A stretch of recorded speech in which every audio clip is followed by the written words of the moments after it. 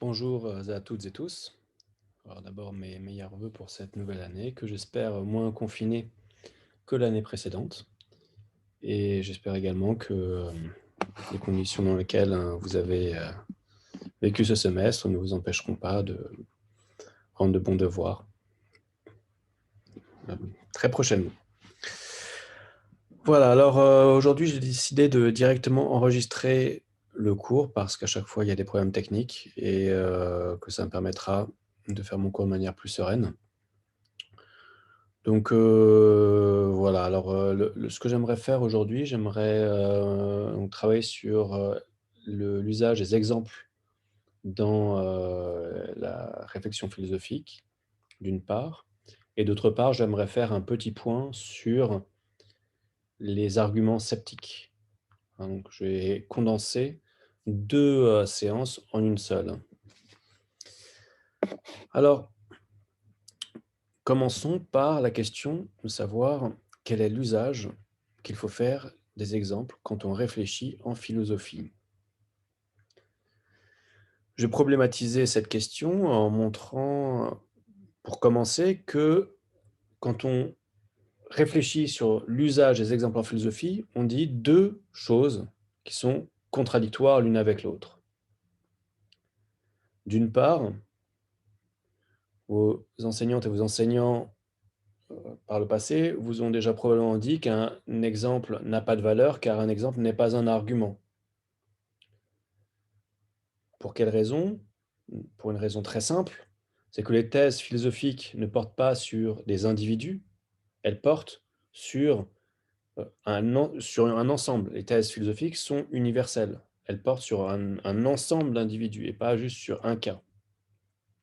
Or, si je cite un cas en exemple, il m'est impossible de valider une proposition qui porte sur un ensemble de cas. Hein, qu'est-ce que c'est un exemple? C'est le moment de donner la définition. Un exemple, c'est simplement le fait de montrer, de décrire un individu qui correspond à une affirmation. Et donc, quand je montre un individu qui correspond à une affirmation universelle, il est évident que cela ne peut pas servir à montrer que l'affirmation universelle est vraie. Ce n'est pas parce qu'il existe un Toulousain qui aime le rugby qu'il est vrai que tous les Toulousains aiment le rugby. Il faudrait faire une enquête plus détaillée pour savoir si on peut soutenir que tous les Toulousains aiment le rugby. Et donc, quand on parle des humains, ce n'est pas parce qu'on trouve un humain qui aime le rugby que tous les humains aiment le rugby. Donc, utiliser l'exemple de manière argumentative, ce serait commettre une faute de logique. D'un autre côté, on dit souvent qu'un bon philosophe ou qu'une bonne philosophe est une philosophe ou un philosophe qui est capable de donner un exemple. Pourquoi? Parce que la capacité à donner un exemple est opposée à la pensée abstraite qui se perd dans les mots, à la pensée fumeuse qui n'est plus capable de se relier au concret. Et quand on met côte à côte ces deux jugements portant sur la place des exemples en philosophie, on est perplexe. Faut-il bannir les exemples du discours philosophique ou sont-ils au contraire la pierre de touche de la valeur de ce discours?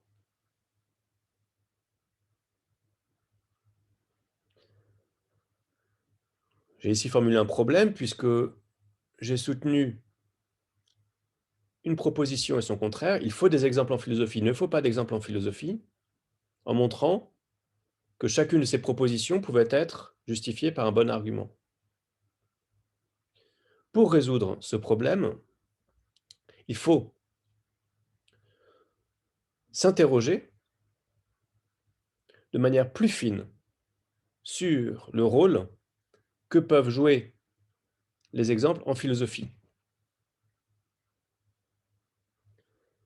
Il est en effet possible qu'il existe de bons usages des exemples relativement à certaines des activités des philosophes et de mauvais usages relativement à d'autres activités des philosophes. Comme je l'ai dit, l'exemple consiste à indiquer ou à décrire un cas singulier, concret, quelque chose qui a eu lieu, ou alors même une fiction. La même description d'un cas particulier peut avoir un sens différent selon la raison pour laquelle on la convoque. Or, nous savons déjà qu'il existe plusieurs opérations philosophiques fondamentales et par conséquent, nous pouvons nous demander quelle est la fonction de l'exemple relativement à chacune de ces opérations philosophiques fondamentales.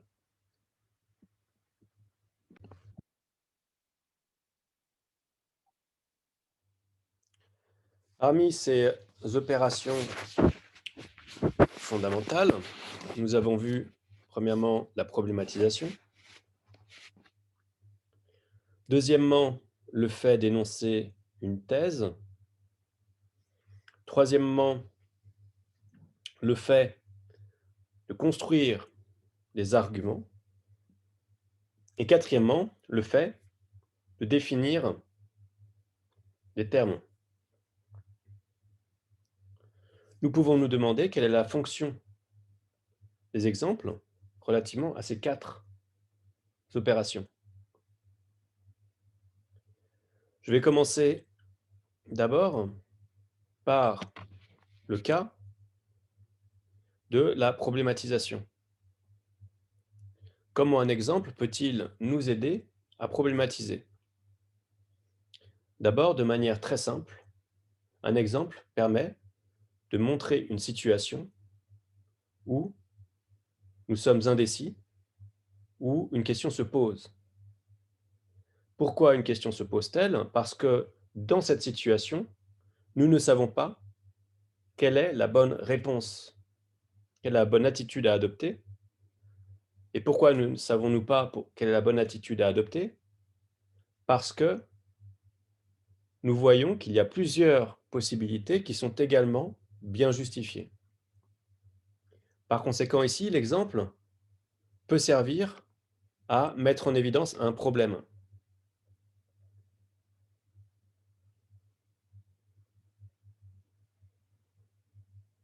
Je vais vous donner un exemple classique, à présent en philosophie morale. C'est ce qu'on appelle l'expérience de pensée du tramway fou. Donc cette expérience, c'est un exemple, mais alors, juste, il faut que je précise une chose, c'est un exemple, mais un exemple ici qui est fictif. Donc ce qu'on appelle en philosophie une expérience de pensée. Cela ne renvoie pas à une expérience réelle, mais à une expérience qui est purement imaginaire. Enfin, je l'espère, comme vous le verrez avec l'exemple que je vais vous donner. Donc, pour essayer de déterminer, de poser le problème de savoir quel est le jugement, le type de principes moraux qui doivent guider notre existence, une philosophe, Philippa Foot, il faut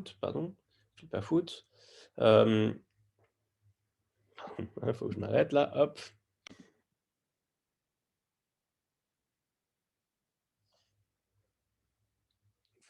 Philippa Foot propose d'imaginer la situation suivante. Vous êtes en train de conduire un train ou un tramway et vous faites face à une voie qui bifurque. Le tramway va naturellement dans une direction où vous avez 4 personnes qui sont en train de travailler sur la voirie. 4 travailleurs qui sont sur le chemin. Vous voyez que le tramway, s'il continue sa route, va renverser ces 4 personnes.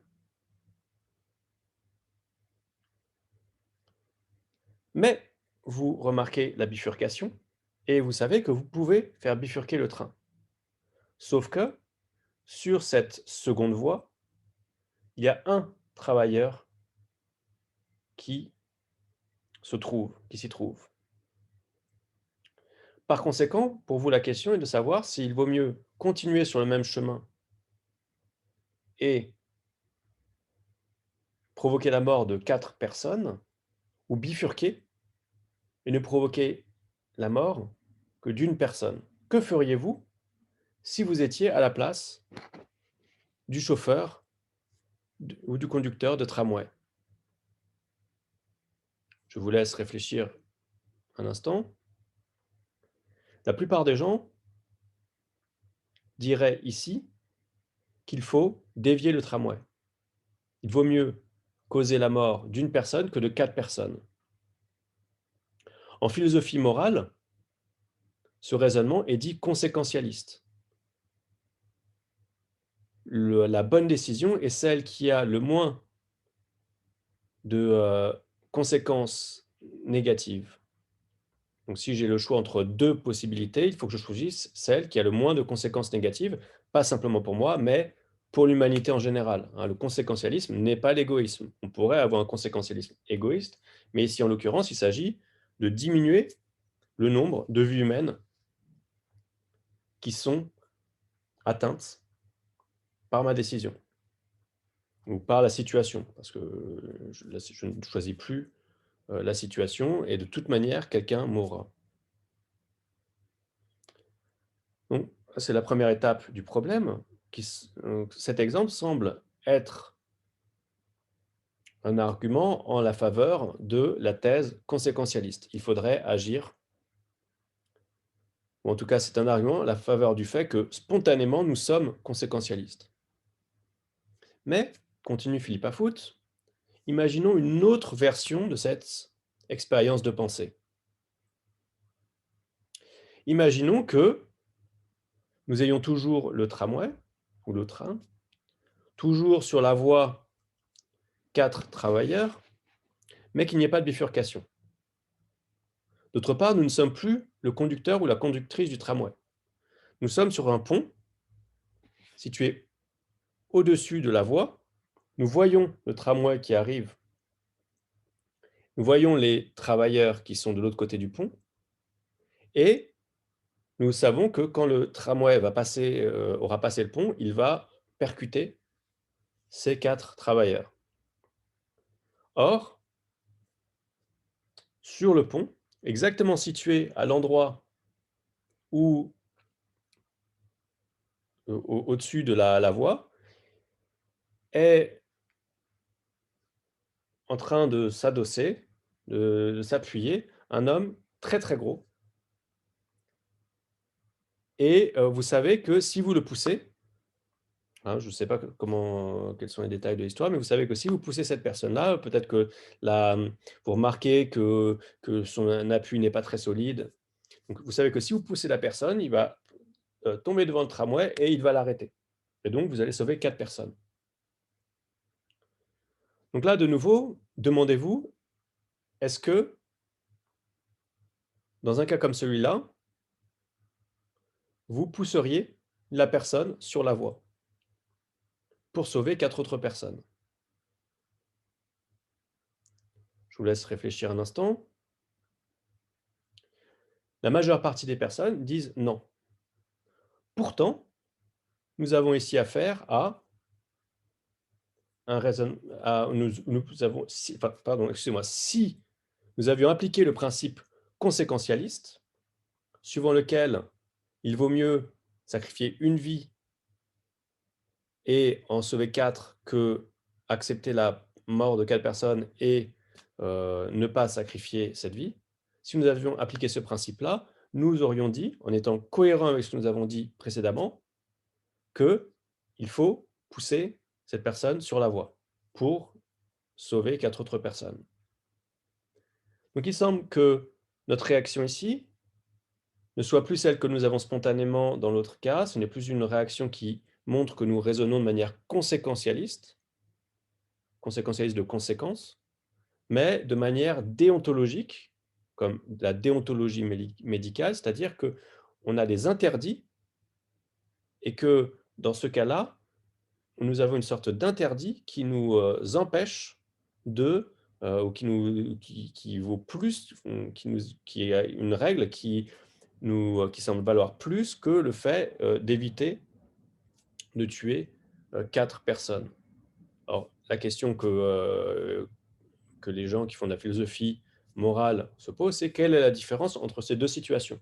Pourquoi dans un cas, nous sommes conséquentialistes et non dans l'autre cas? Est-ce qu'on peut concilier ces 2 intuitions morales ou pas? Hein, d'un côté, l'intuition conséquentialiste et de l'autre côté, l'intuition anticonséquentialiste. Donc, de cette manière-là, cet exemple permet de problématiser la philosophie morale.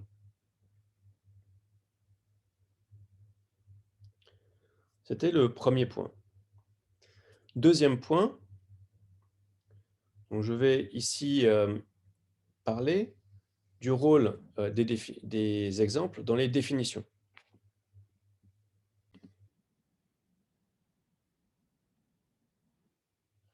Dans les définitions, comme on l'a vu avant les vacances, nous avons besoin de construire étape par étape un discours qui soit équivalent avec le terme à définir. Nous avons vu qu'une définition était un ensemble de conditions nécessaires et conjointement suffisantes pour décrire l'extension du terme à définir. Par exemple, si je veux définir un tabouret, donc pour définir le tabouret, il faut que je vois à quoi fait référence le mot tabouret dans mon vocabulaire, donc l'ensemble des objets auquel fait référence le mot tabouret, donc l'extension du mot tabouret. Puis, je dois essayer de trouver une série de conditions nécessaires, une série de conditions que doivent instancier tous les tabourets et seulement les tabourets. Donc, les conditions que doivent instancier tous les tabourets, ce sont les conditions suffisantes, et les conditions que doivent instancier seulement les tabourets, ce sont les conditions nécessaires.